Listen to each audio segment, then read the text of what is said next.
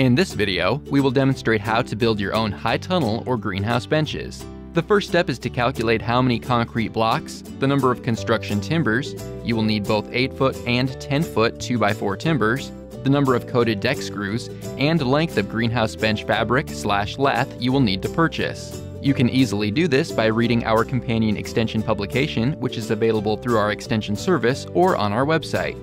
Before bench construction can begin, the ground where the concrete blocks will sit must be packed and leveled to ensure an even finished product.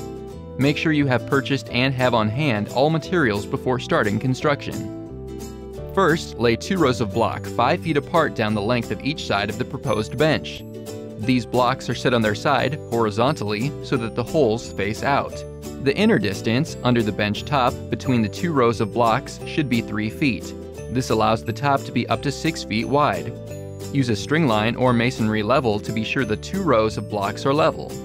For example, if the bench is to be 50 feet in length and their spacing is 5 feet apart, you will need 11 blocks per side.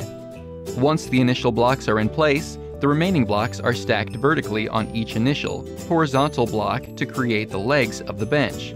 Make sure that the blocks on each end are flush with the bench terminal ends and in the center of each horizontal block within the length.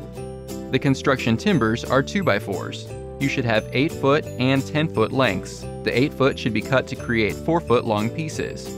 2 of these pieces are then screwed together, one on top of each other to create one long, thick crossarm that will span the width of the bench. Repeat this step to create crossarms to place in the cavity of each block and across the rows of blocks. The bench top support is completed by placing the 10-foot long construction timbers down the length of the bench. Place 1 timber on top of each crossarm down the center and along each side of the bench. These sit end to end and run down the entire length of the bench. Fasten down the ends with deck screws. This completes the framework for the bench.